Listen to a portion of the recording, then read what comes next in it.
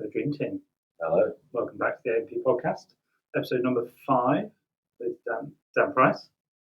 Thanks for having me. This time we're going to be talking more specifically around nutrition, but nutrition for health. Now, the previous conversation we had was about nutrition for weight loss. So I'm going to kick things off, Dan, with how are those two things different from one another? Yeah, it's a good question because actually they're quite often kind of conflated. Like when you're online, what's healthy eating? So often those two things get interwoven. That it's kind of like healthy eating equals weight loss, or weight loss means eat healthy. But really, the fundamental difference is a weight loss diet should only ever be like a short-term intervention. Right? It kind of logically makes sense. Like you're not going to try to lose weight forever, as much as people do spend their lives trying to do that. So, yeah, when you're trying to lose weight, then the conditions need to be a caloric deficit, so basically you need to be eating those calories that you're burning. That's the main goal, really. And then as healthy as you can eat within that, great. Healthy eating more generally would actually speak more to trying to maintain a healthy body weight. And there's reasonably wide parameters for what that could be, or what could kind of define what a healthy body weight might be. So, yeah, that's the main difference is calorie intake for healthy eating should really be around a maintenance intake, so eating around the same amount as you're burning typically, and then trying to fill that with good quality. There's more to, I suppose, healthy nutrition than just maintaining a certain weight. Because obviously, your diet, the state of your diet, the quality of your diet, maybe is the right phrase to use, will then have an impact on mental health, performance, how your body is actually functioning physiologically. Yeah. So those things also are just as important. Absolutely, and that's actually where the two differ in that weight loss, in a sense, is kind of a not a healthy diet in a sense, right? Because the more that you restrict calorie intake, the more you restrict the availability of foods you can eat that are going to be health boosting. So when you actually have a diet which is a calorie balance, you have greater scope to be able to include all the foods that are going to allow you to get all the nutrients that you need. So again, it's actually more so that weight loss focus, and the more restrictive those diets become for weight loss, actually the more you compromise your ability to eat healthier, right? So it's actually, in reality, a diet where you were deliberately trying to gain weight, as you made a lot of athletes, maybe trying to go up weight classes, all those kind of things, those environments are actually even more conducive for eating good quality nutrition than the opposite with weight loss diets. Is that because you've got a greater amount of wiggle room, you've got more calories going in, therefore those calories can come from foods that are health boosting? 100%. I mean, if you take an average person that's trying to lose weight, and if their life is fairly sedentary, then the kind of calorie figures they may be trying to eat, particularly say it's a woman, sedentary woman, and you kind of quite often hear this kind of 1,500 calorie number. It's like those are the kind of numbers where decisions around things like having less olive oil, having less avocados, having lots of different nuts and these kind of things, where you might go, okay, these are healthy foods, but actually if we're still having to accommodate maybe some weekend activity, or do you know what I mean? Like you actually end up compromising on those foods. Whereas if it was more of a weight maintenance or just, no real thought about weight, just eating healthily, those kind of foods would be first on the list. Your salmons, avocados, nuts, those kind of things which are so nutrient dense. But the more restrictive one has to be with calorie intake, which again, the more sedentary someone is, the more restrictive ultimately that calorie intake will need to be to facilitate weight loss. You start to actually lose options in terms of nutrient dense foods. I'm conscious we've talked about, we've used a few different terms there. We've used healthy foods, we've used healthy nutrition, diet. Is there a difference between healthy foods and a healthy diet? Yeah, I think it's a good question. It's almost like pieces of a puzzle, I guess. I mean, a good way of thinking about it is when we're trying to separate the difference between a healthy food versus how many blueberries do I need to eat to overcome a Big Mac? How have we got? No, but so often you try and pin out what's the difference between a healthy food and a healthy diet, right? So if you take broccoli and say that's a healthy food, we can all kind of go, okay, that's healthy food, versus say Haribo, right? So if you only ate Haribo, you would have a poor quality diet. If you only ate broccoli, you would also have a poor quality diet. Doesn't mean that those foods are the same, but it does mean that ultimately a diet needs to be the sum of the components that are in it, and we do need a variety of different foods. So ultimately it's going to be the diet as a whole that determines whether you're getting enough of everything. So are you getting enough protein? Are you getting enough essential fats? Not a lot of essential fats in broccoli, right? So that already kind of separates the two. But then within that, how much is broccoli going to contribute to your overall diet's healthfulness? Quite a lot. Whereas Haribo isn't going to really contribute much at all to it. It's going to give you some glucose for energy, those kind of things. If you're training and those kind of things, could be a useful thing to have pre-training, give you some energy. But in terms of what it's actually contributing in terms of micronutrients, it's going to be far less than many other foods. It's kind of where that expression like empty calories comes from. It's this idea that you can take on quite a high density of calories, but actually the bang for your buck in terms of what you've got for that is quite low. The reason that's important, and the reason, we always end up talking about weight loss and weight change, but the reason it's kind of important is with healthy nutrition, with empty calories, all this kind of stuff, it's like you've kind of got a choice. If we determine that maintaining a healthy body weight is good for health, which we're largely on board with, that's true, then let's say, okay, 2,500 calories was a sensible amount to eat. You've kind of got a choice. You can either fill that broadly with nutrient-dense foods and not much processed foods, and that way you're getting real good quality stuff that you need, and you're eating the right number of calories as well, so you maintain weight. You can eat 2,500 calories of nutrient-dense good food and then a load more processed food. That processed food isn't going to take away from the quality of the 2,500 you've eaten, but now you'll probably gain weight because you've had these additional foods, right? And then so where people go the other way with it is, it's, okay, well, if I don't want to gain weight, I've got a calorie count and I'll need 2,500 calories. But then if a lot of that's processed foods, then you are missing out, right? Because then you haven't got the room in your diet to have all the stuff that's going to be giving you those kind of health benefits. So that's where the calorie stuff does always have some, because it's like when you're eating something which is empty calories, you're essentially trading space in your diet that could have been filled with something a little bit more nutrient dense, with something that's less. And then in terms of people trying to improve their diet, what are the kind of main constituents of a healthy diet? I mean, you mentioned there protein and different types of fats, and obviously the level of processing that food has been through might degrade its quality as a sort of health food. So what are those things that people are looking to try and include if they're interested in making the diet healthier? Yeah, the parameters of what makes a healthy diet are quite broad, which is useful rather than negative, and there's various studies that look at different populations around the world that all eat in very different ways. There's parts of the world in which carbohydrates make up a huge part of the diet, and there's parts of the world where people eat large amounts of meat, and other parts where people are largely plant-based. And in all of those demographics, you see pockets of health, right? So that's useful news for us, because it kind of means the big rocks that we need to look for in terms of what makes up a healthy diet are actually quite straightforward to follow. And it's the simple stuff that I'm sure everyone listening will know, or at least have heard about. Things like having vegetables with your meals, fruits, vegetables, nuts, seeds, these kind of things, right? So we can either talk about it in terms of vitamins and minerals, fiber, protein, essential fats, or you can talk more about it in terms of foods that we actually recognize, which would be vegetables, fruits, nuts, and seeds. And if you're doing that stuff, you'll be covering your bases on those. Exception to this may be the animal products. Something like oily fish is going to give some unique benefits. You can cover things on a vegan diet. Of course, there are ways to do that, but you just have to work a little bit harder and think about it a little bit more. But as someone following, on an omnivorous diet, you're eating meat and fish, vegetables, fruits, nuts. Calorie intake overall is in a reasonable place. It doesn't need to be more complicated than that. And then just to touch on your point about processed foods, in terms of the research on this stuff, right, it's more are there things that are actually harmful for your health? So with like trans fats, for example, right? So there are things like this where it's like, okay, this is actually damaging to people's health. And then so what we've seen is restaurants, fast food chains actually removing those trans fats from their products and these kind of things in response to something which is actually damaging.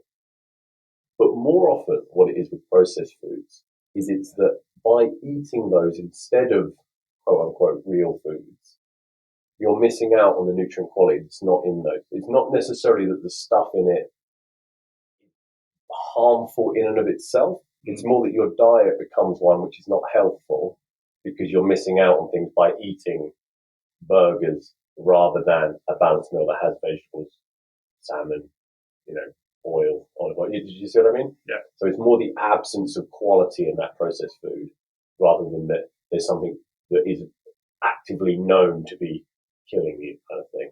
Yeah. Because those things also different in terms of ingesting something once or ingesting something regularly, daily, every single day in higher qualities than your body, higher quantities than your body can handle. And that you see that a lot in terms of addiction-based behaviors. We can process alcohol perfectly well. Body's capable of being able to do that. But when you start consuming it too regularly, too high quantities, you start to see the effects on health. So time is also that sort of habit-based thing, and whether or not you're doing that repeated behavior over a long period of time can make the effects of those foods more noticeable on your health. Whereas having them once, that's often the problem I find, is having those sorts of foods once. It should be a part of as you said, a kind of balanced diet. But I suppose from a health point of view, that segues us into some of the barriers to, I suppose, the mindset around I want to eat as healthy as possible being actually sometimes an issue. Can it go too far if you I suppose, obsess slightly over how healthy all of the foods are you're eating? Yeah, look, people will have different opinions on this. My opinion on it is that clean eating as a concept has probably damaged more health than it is across time, particularly across maybe the last 10, 15 years of social media. The reason I say that, yes, there are people that are nutrient deficient. I would postulate that it's not those people that are getting sucked in by clean eating. The people that are getting sucked in by the notion that they can't have any sugar, they can't have any gluten, they can't have any of this stuff, are people that are probably already eating pretty well, to then be at the level where they're seeing that content or they're following those influencers that are talking about that. These people have probably already got reasonably well-balanced diets. They're probably eating fine. They might already be a little bit neurotic about food. And then suddenly they're being told everything's going to kill you, you have to eat this way. I think it's, and certainly for a period of time in the industry, it was something that was causing more harm to people. So yeah, can it go too far? Absolutely. Because we're so in the weeds with it, right? If I look at, say, my diet, and I was to say about 2,500 calories a day, and then every day within that, 200 calories of that's going towards a chocolate bar. So can I get everything else I need in the other 2,300 calories? Yes, easily. Would I be better spending that extra 200 calories on more nuts or fruit or something like that? Maybe. If I've already got 100% of everything I need in the rest of my diet, maybe not. Maybe it would balance my blood sugar a little bit better and I wouldn't get a crash, maybe. But we're kind of in the weeds with it. And I think if we're already looking at someone who's eating kind of that well, and by the way, I'm not saying I always do, but if I'm already eating to that extent where like 80% of the diet's nutrient dense quality food, exercising, and then you're going to start squabbling over that sort of 20%, it's diminishing returns, isn't it? It's like if I'd rather be eating fruits and nuts, awesome, great. I'd rather be having a bit of chocolate or having that extra 200 calories to have on whatever I want, and that's making me feel happy and like I'm living a normal life. Where does the boundary between physical health, mental health, well-being, all of that kind of gel? And it might be in that little window of flexibility, right? So I think as soon as you throw that into the mix, how do you feel? Are you happy? Do you have a good relationship with food? The small differences it might make by having one more serving of veg, if it's making you feel neurotic versus not, is very individual. And so then you're just down to what does this person need for them in that moment? And based on that idea of it being quite individual, I know one of the barriers to perhaps people moving from, maybe they're doing 40, 50% of their diet is healthy, and they want to take that up to that sort of 80-20 mark, but they find, I suppose it comes down to the sort of physiological, psychological response to different types of foods. They find the idea of those kind of foods boring. It's something that you do hear quite a lot, like healthy food is boring. Why would I want to have that kind of food? It's boring. I'm kind of intrigued as to almost where that comes from, because I think sometimes potentially it's a very convenient, I suppose, way of being able to maneuver around adopting that kind of diet for fear of not being successful at it, maybe having tried in the past. It's a bit of a barrier that they put up to go, it's boring, therefore I'm not going to engage with it. But on another level, physiologically, our bodies respond to different types of foods with higher, lower levels of sugar, fats, proteins in differently. And if we're used to having foods that are perhaps higher in sugar, more palatable, your brain reacts differently, your body reacts differently. How do you kind of, and again, it's individual, but how do you kind of get past that? Is it just a process of your body adapting over time? Is it, sticking with it? Because that can be a real tricky point. Yeah, for sure. I think there's a couple of questions in there and points that are good ones. The first one was about I'm almost putting that barrier up to say exactly, and this is the one, because you encounter this a lot, which is where you make the problem so big that it's actually easy to go, oh, no one could do that, and people do that a lot, and it's not necessarily anyone's individual fault, but people do that a lot with healthy eating, where it's, oh, healthy eating means I can't eat any carbs. Like, where does that, like that's just not the case, right? But it's like, okay, I can't eat any carbs, I can't have any sugar in anything, I have to drink all this water, right? Can't have anything, all this. They paint this really unrealistically restrictive picture of what healthy eating means. And then, of course, it's easy to go, well, no one does that. So how can we do it? But the reality is, when we're actually saying, well, healthy eating is probably trying to make a few more of your meals at home, have a couple of portions of veg with your main meals. It's not difficult to have a nice Greek yogurt with some berries and flaxseed. That's the right. That's nice. It's not having boiled chicken, steamed broccoli, right? It's not that. It's just like, okay, a bit of yogurt and fruit in the morning. It's reasonable. A snack on, some fruit or something. It's not like you're actually telling people to eat the extreme end of it, but it's much easier sometimes for people to look at that and go, well, I can't do that, so I just won't change anything at all. So I completely agree that as a barrier. But is that an individual's fault, or is that because some people might be listening to this going, wow, fruit, he's saying eat all the fruit, there's loads of sugar in fruit and all this kind of stuff. And what that comes from is all the fear mongering that happens online about everything: seeds, seed oils, fruits, fats, everything. That you can be paralyzed into a position where it's like, well, what even goes on the list of healthy food? Because people telling you plants are going to kill you because of various things, and then meat's going to kill you. So that is to blame as well. The fear mongering about individual foods, at least people feel like, well, that you can't do anything right. So what's the point? I mean, I don't know if it's worth going into any of that kind of stuff, but I'd certainly say for anyone I've ever met, the quantity of fruit they're eating is never the problem in their diet ever. And for most people, having a bit more fruit in there is useful. Nuts and seeds also beneficial as well. Because, not to plug products, there's a good website called Chronometer, which is very similar to like a MyFitnessPal kind of thing, but it's a little bit better at showing you all the micronutrients and stuff.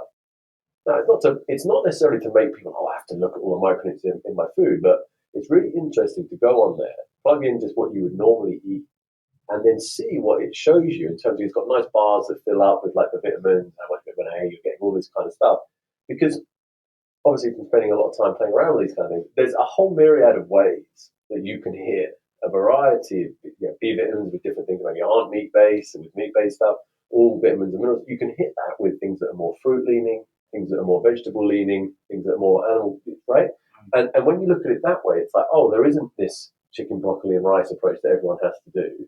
There's a lot of different ways, and it's just spending a bit of time looking at how do I build a diet that is healthful, is hitting those kind of mineral goals and that kind of stuff, but it's also what you enjoy eating.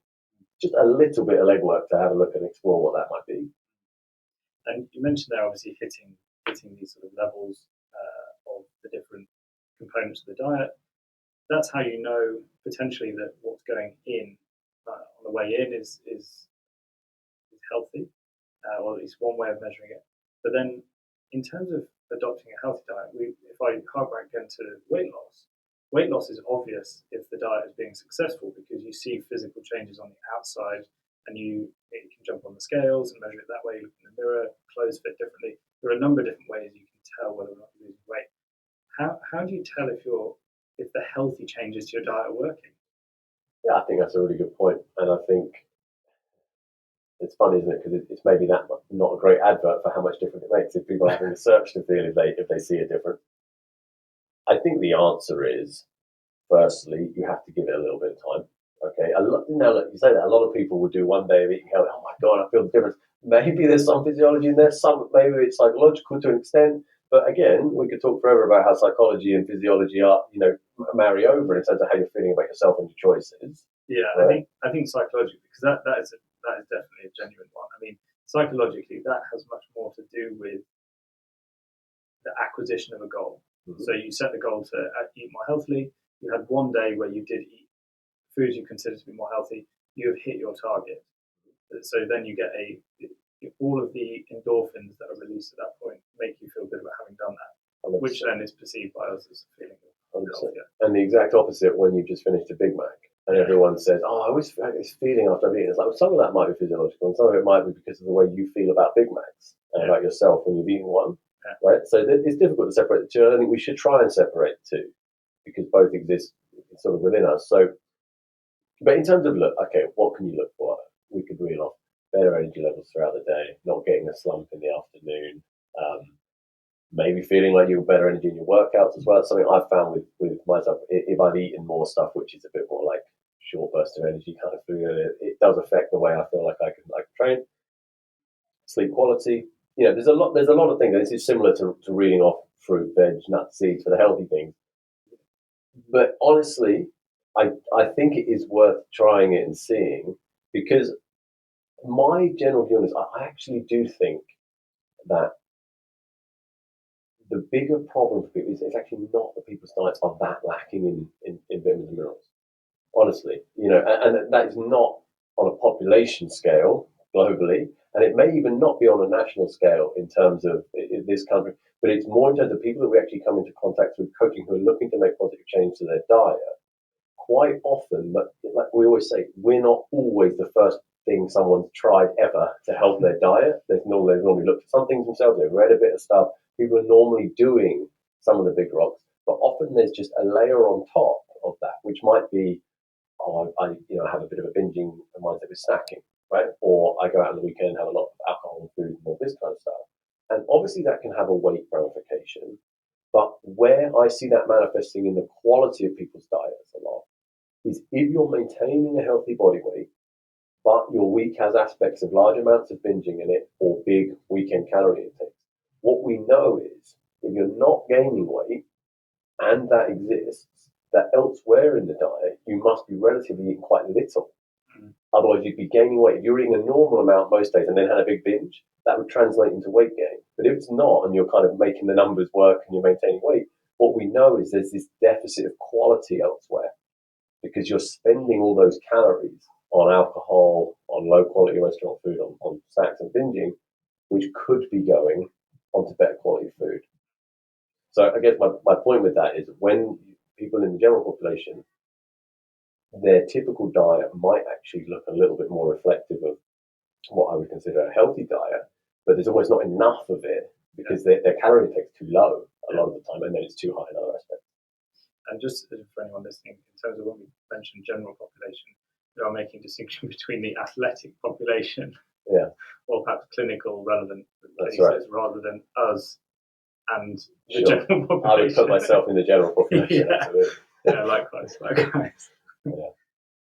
In terms of, I suppose, some of the other things that I have noticed with regards to healthy diet is that, as you mentioned at the beginning, weight loss diets are a short-term focus, and they have usually an end point to them where, you've reached your target weight, and sometimes perpetually go on and on. But if they're successful, they reach an end point.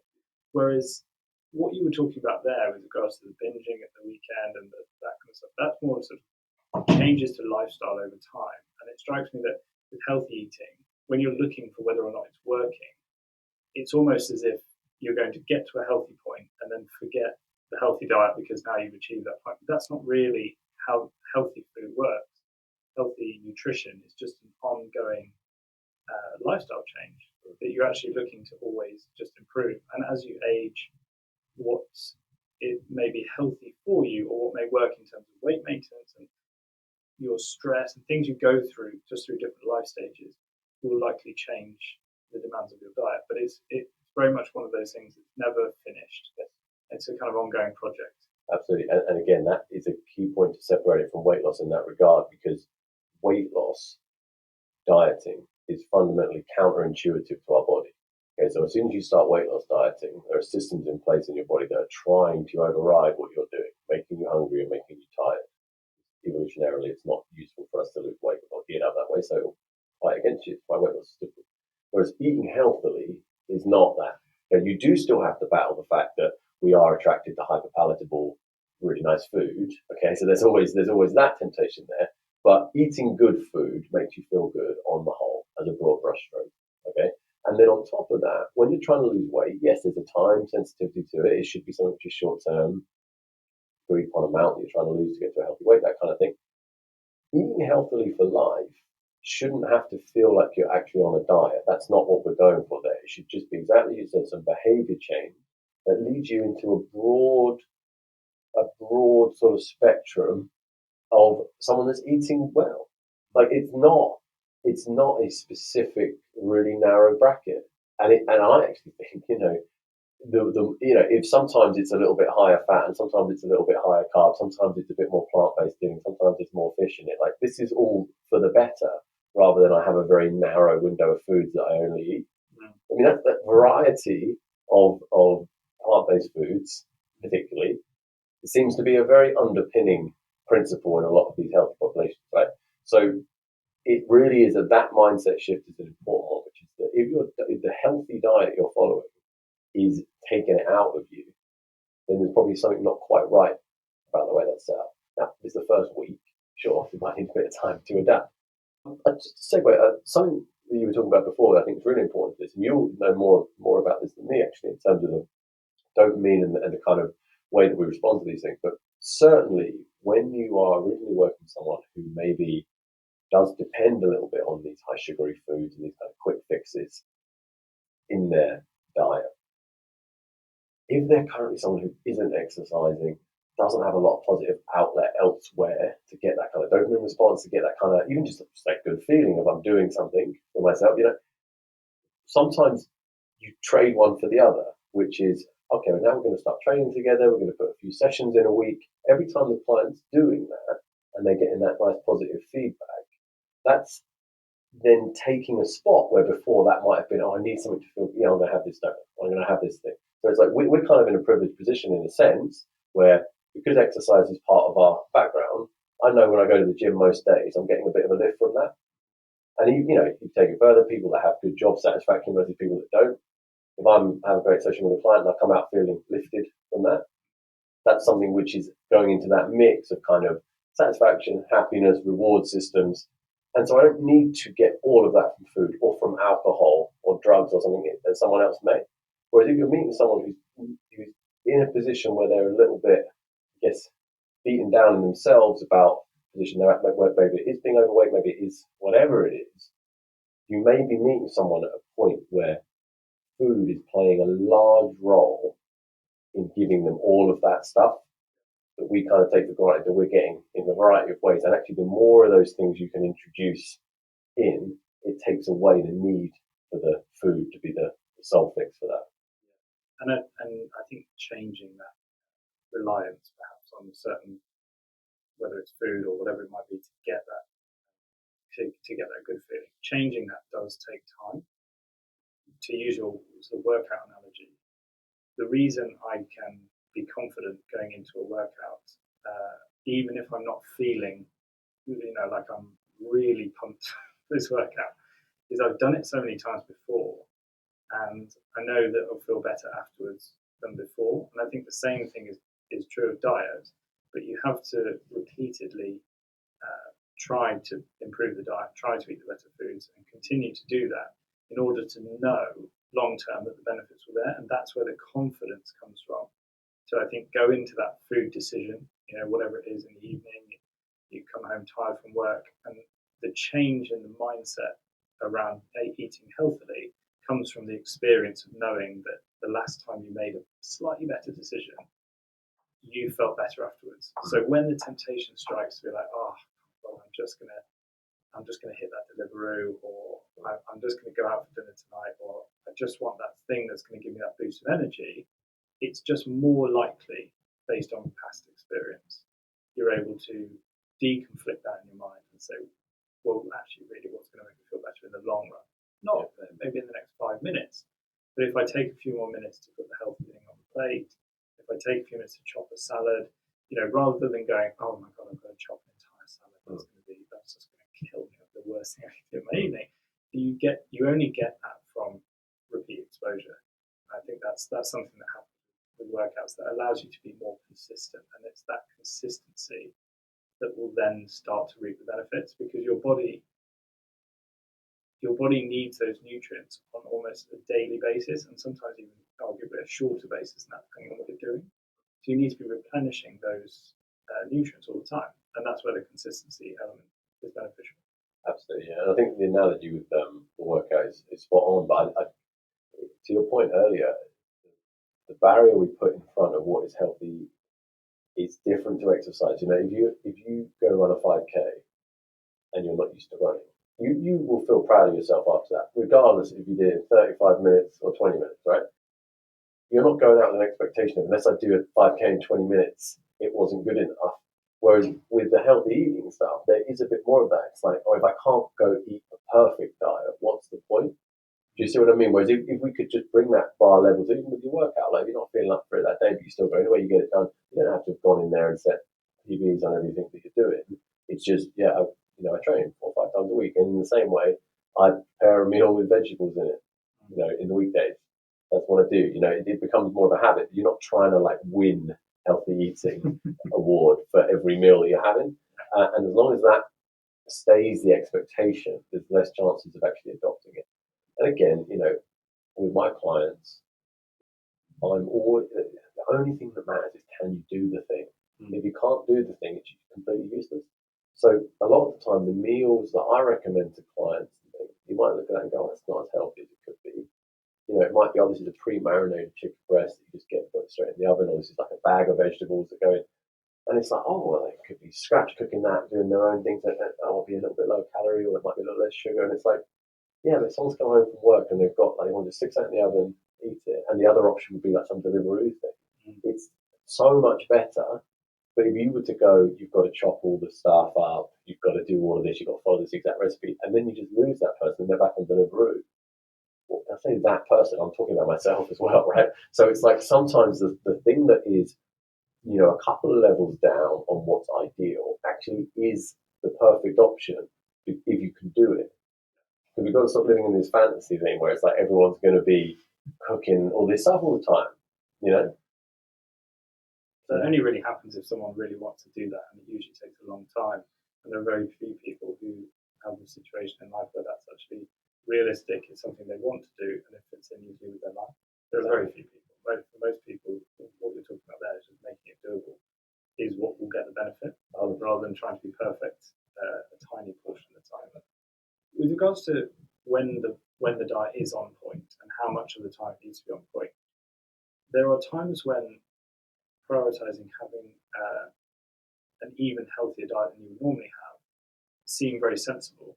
And one of those is that I've taken to in the last, I would say probably 5 or 6 years, I've been much better at doing it. When I'm not feeling well, if I've got a virus, if I'm poorly, my reaction used to be, to perhaps just hide in a cave somewhere, put the duvet over my head, and go to the Winchester and wait for it to burn. Now I do find a lot of benefit personally, and I have recommended it to clients since doing that. It is just actually upping my game at that point, knowing that my body is actually under stress. Are there times when it's beneficial to focus more on the health of your nutrition, like when you're under the weather? When are other times? Yeah. I think big things would be obviously pregnancy, lactation, potentially when you're, and again, this is actually not my area of expertise, but trying a conception, all of that around kind of female health and reproduction. for sure. Performance as well. Like if you're training particularly hard. Yeah, I think so. I mean, I definitely perform. I mean, look, in terms of sports performance, it's a slightly different arena to health, right? Because we could talk about sports performance, and then really what becomes important is meal timing, carbohydrate, whether actually lower carb in a kind of a train low setting, that kind of thing for adaptation, or higher carb for performance. But if your body is utilizing more of the vitamins, minerals, nutrients that you're consuming through having to be rigorous with your exercise routine, that presumably is a time when actually you can afford to, one, eat more calories, Yeah, and two, the stuff that's useful to go back in is all the stuff you've lost. 100%. And then that might even be down to electrolyte balance and things, what you're losing sweat and exertion, those kind of things for sure. So definitely with performance, and that, like I say, it's easy with that to stray a bit into sports performance, even particularly supplementation and those kind of things for recovery. Because recovery is a funny term because it can mean a lot of different things. In terms of, you're talking about recovering from an illness versus, say, recovering glycogen stores from performance. I think just to touch on your point from the illness thing there, we kind of intuitively do this a bit, right? Because that point about, okay, shall I make sure that I'm getting enough antioxidants? I'm eating my veg, I'm maybe even looking at supplementation, I have my vitamin D, and the stuff that you would normally do, but just make sure, okay, make sure I'm giving my body everything it needs at this point in time. But also stuff like sleeping properly, and maybe, some people train through being unwell and all that kind of stuff, depending on how unwell you are, maybe there's arguments for or against it, but in the same way as you should be vigilant about your sleep and what your extra stress is, also with the nutrition at that point. Now, whether lots of people may look a little bit more, with a looking glass in terms of supplementation, the different things people would do around illness, which again, that may be merit in that area, but certainly just being diligent on the stuff that we would already underscore. The area I was going to even just mention a little bit about with even the menstrual cycle and this kind of thing of how your hunger and satiety will fluctuate throughout the month with that, and maybe a better strategy than just at that same time every month being like, oh, I'm merciless to snacking, I need to do this. It's like, try and work a bit more in tune with it and think about, well, if I know that I'm going to feel this way, I should factor that into my plan. I should think about, okay, what do I want to have? Can I have a little bit more in this period of time rather than trying to have no more at all and then binging and those kind of things. So I think certainly just because of the way female biology is different, whether through pregnancy or just throughout the monthly cycle, like, it is worth being a bit more in tune with how those changes will affect how you're going to feel about eating. Because actually there's also opportunities when maxing out the health or the quality of the diet is actually not so important. But people sometimes put extra pressure on themselves at times. Christmas is one that we've touched on previously, where it's like, is that a really great time for weight loss? Probably not. If you look at the entire year, you've made that point very eloquently before. And in terms of health as well, I think rather than allowing life to dictate when your diet is poor and then having to sort of scramble to make up the ground later, being in control of your diet and having, I suppose, voluntary control over when you're eating, what you're eating, you can then choose in advance to be like, actually, on a Friday evening, that's the time when I will go out for dinner and go to a restaurant meal and actually not really think about what the meal is, and I will have a glass of wine. And then on Saturday, I'm back to what I do normally. I'm back into it. That's a far healthier pattern. And you touched on earlier that phrase, the relationship with food. That's probably a much better relationship with healthy eating to have than using it as a rescue package once you've done yourself some damage. Definitely. I mean, it's back to this whole kind of concept of like, we're all going to die, actually, sadly. And there are some consequences for the way we eat and live our lives, and alcohol, different things that people might do more or less of.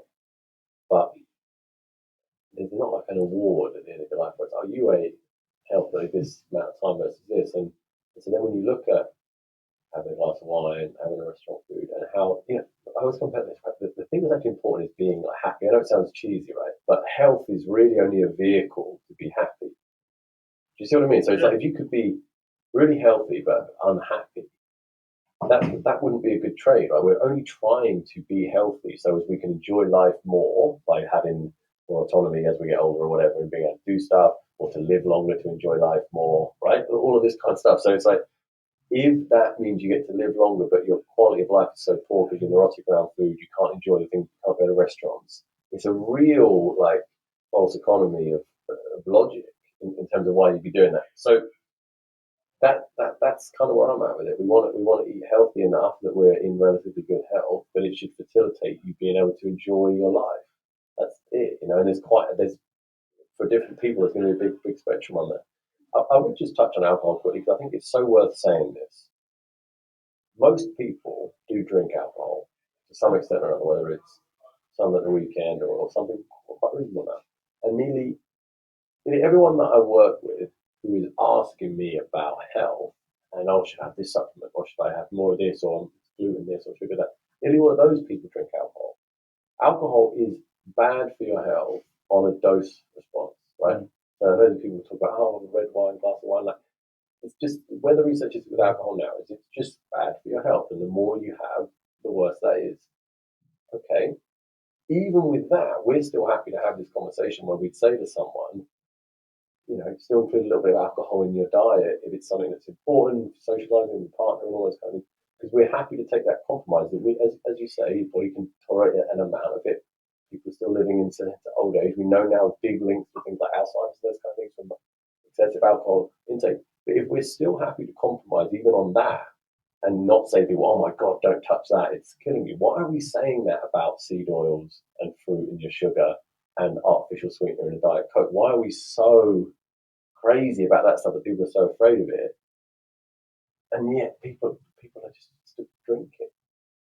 And my point is that you shouldn't not drink. You've heard my whole spiel about how, you have to enjoy your life to an extent, and so be moderate with these things and manage them. But there is a real sort of disconnect with that. Yeah. Well, I'll have people that are drinking 10 pints on a Friday, worrying about, I should have less, I should have less white rice and more brown rice. And it's like this is so, and that's so reflective of information being pushed about food in this sort of crazy way, that people are more worried about that than having, over a week's worth of alcohol consumption in one evening. And that's why the voice of reason in the industry, Dan. I think that's a very, very good point for us to wrap up on. I mean, it's a massive topic, but I feel like we've done it justice. We've covered some ground. We tried. We got in there. So. Hope you guys have found it useful too. Obviously, if you have any questions, please do post them to us. We'll be happy to get back to you and answer any more specifics. Obviously, nutrition is an enormous topic, so we're aware that times. But I enjoyed it immensely. A lot of stuff as always, Dan. Thank you very much. Thank you, mate. Until next time. See you.